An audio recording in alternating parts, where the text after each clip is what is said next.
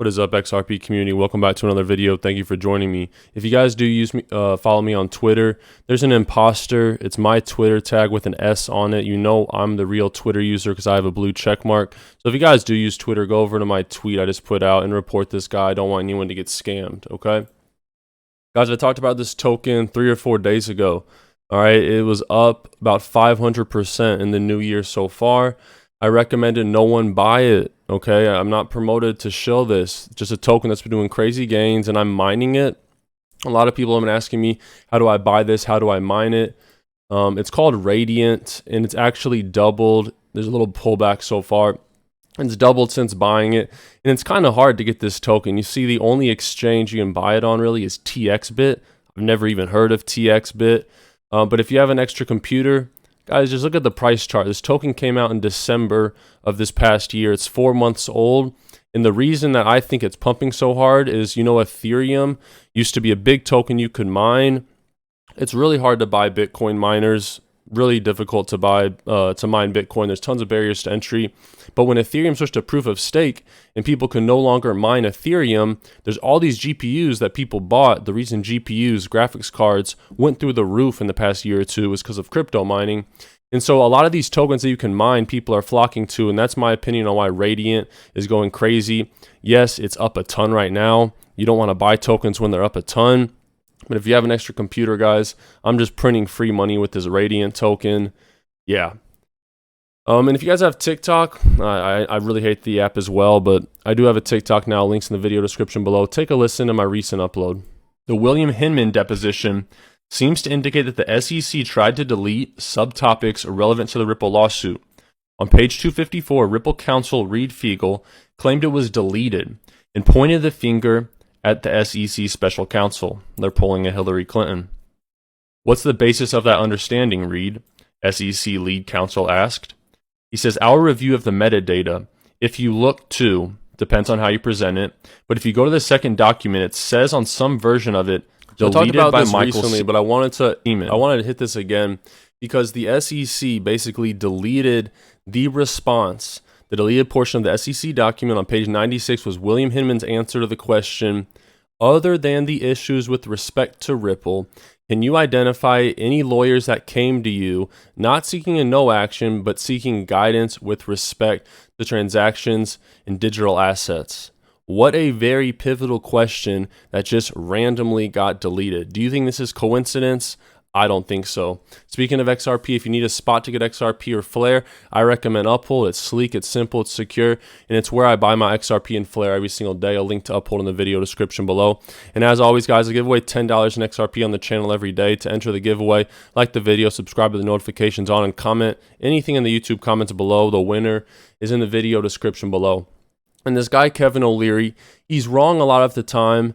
And I've been talking about de-dollarization, the risks of the US dollar not being the world reserve currency anymore. But this guy says the opposite. And I'm not going to act like I know more than Kevin O'Leary. But take a listen. I've been listening to the death of the US dollar since 1966. Every 2 years, somebody comes along and says, this is the death of the US dollar. You only have to ask yourself one question. If you're a sovereign wealth fund, I don't care what country, Middle East country, Eastern, Western Europe, where is the majority of your wealth right now? It's sitting in the S&P 500, denominated in the US dollar. Now, until that changes, there's no chance of another currency becoming the default currency of the world. People wanted to make it Bitcoin. That's interesting, but that's a speculation. That's not a currency. And so maybe a digitized version of the dollar, although that's going to be stalled out by privacy concerns, I think. Maybe a private version of that like USDC. So some people say the dollar is on its way out as a world reserve currency. Some say it's not. But if you look through history, history doesn't repeat itself, but it does often rhyme. And every world reserve currency has a lifespan, right? Of about, I think it's about 300-ish years. And how long has the world reserve currency been the dollar? Around that same time. Let me know your thoughts in the comments below. Is your opinion that the US dollar will remain the world reserve currency, or do you believe it's on its way out as well? And take a listen to this. Elon Musk basically blowing the load, pause, on Twitter. The degree to which various government agencies had effectively had full access to everything that was going on Twitter blew my mind. I was not aware of that. Would that include people's DMs? Yes. The degree to which various government agencies had... So the US government had full access to Twitter user activity. Does this surprise you guys? Let me know in the comments below. And listen to Trump here. Politics aside, China's obviously a big topic these days. Let me know your thoughts. China wants to change the standard, the currency standard. And if that happens, that's like losing a world war. We'll be a second-tier country. We'll literally be a second-tier country if that happens. Now, you're losing Brazil. You're losing Colombia, South America. You're losing Iran. You've lost. So Trump's under the belief that the US dollar is under attack. We're losing all these big trade partners. And I would say I lean more towards this opinion. But then you have smart people like Kevin O'Leary who are saying the opposite. So once again, I don't want to debate and argue about this, but I am curious you guys' thoughts in the comments below. And investors flocked to XRP, injecting $8.8 billion into its market cap in 30 days. Investor interest has resulted in XRP recording an inflow of about $8.5 billion in market cap within a month. And this is coming on the news that the lawsuit is really wrapping up. The token market cap is at $27 billion, representing a growth of about 49% from March 2017. Or from March 17th, right? Just a month ago. And guys, XRP is only at 50 cents, not even anywhere near all-time highs. In the last bull run, you saw pretty much every token hit all-time highs. And that's another reason I'm very bullish on XRP, because it's one of the few tokens that has not hit all-time highs. And if you consider the lawsuit coming to an end, XRP pumped 65,000% in 2017. It was very viral. Everyone was buying it. And that was just off investor FOMO. That was just off retail users like you and me buying this token. Imagine when it's actually used by institutional markets. And imagine when it actually has this lawsuit wrap up. Whether it's positive or negative news, XRP will probably be relisted, whatever the judgment is. And I imagine that we'll see a lot of investor FOMO in. And once XRP passes all-time highs, it really has limitless potential. Who knows where it'll go? I would like to see $10 to $13 XRP. But say the lawsuit ends tomorrow.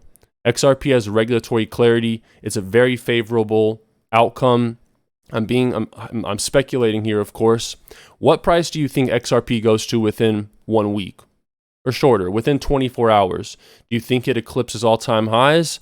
I would say $5 plus. Stuart Alderati, the head Ripple lawyer. Interesting he tweets this out. I've been speculating that this XRP lawsuit could go to the Supreme Court and eclipse the Howey test and make a new securities law for digital assets. Think about it, guys. We still use the same Howey test that revolves around an orange grove and selling the rights to the oranges from his orange grove. Can you apply that to blockchain technology and digital assets? Maybe you can. Maybe simple is better, but I do think we need a new standard for digital assets. And he tweeted February 20th, the SEC has lost 4 of its 5 cases in the Supreme Court. SEC doesn't have a great record in the Supreme Court. And then as of April 14th, the SEC has now lost 5 of its last 6 cases in the Supreme Court when they just lost this new lawsuit. So the SEC has an 87% failure rate when stuff goes to the Supreme Court. And hopefully we see this Ripple lawsuit go to the Supreme Court. It might drag out longer, but I don't think that the Supreme Court will rule on the side of the SEC. And John Deaton, he basically brings up this clip from Tim Draper in 2018 with Gary Gensler.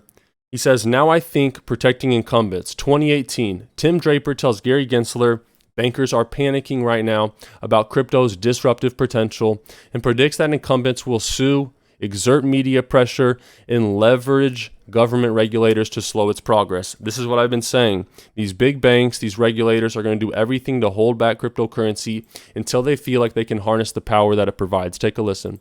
You can just hear the bankers panicking right now.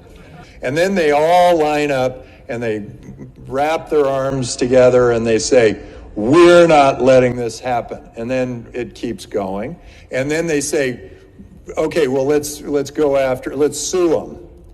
Or let's go get the government. The press planting, they plant the press stories, they put out lawsuits, they create as much of a fuss as possible, they try to get their government friends involved, and then they go, oh God, this thing's happening.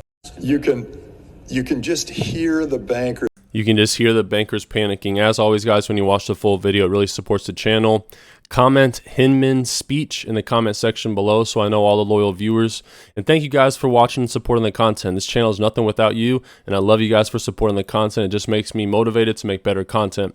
An offer for my USA and Hong Kong audience. Sign up with Webull, deposit a penny, and you can get $41 guaranteed in free stock value. You could get up to $3,000, but typically you'll just get $40 to $300.